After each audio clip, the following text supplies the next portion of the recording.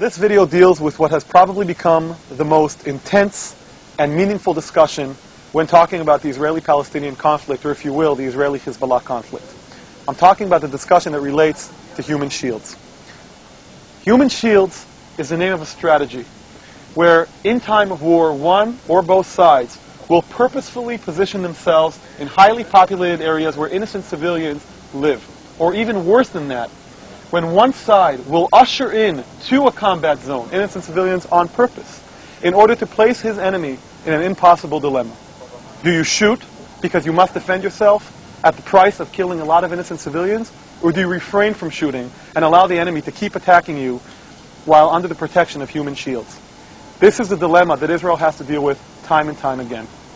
Therefore, when you find yourself speaking to somebody about whether they support or oppose Israel's policy in Gaza or the Second Lebanon War, and they constantly criticize Israel for shooting into highly populated areas, ask them one question.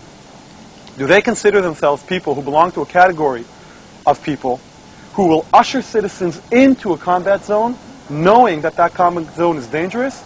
Or do they belong to a category that will evacuate those people out of a combat zone in order to protect them?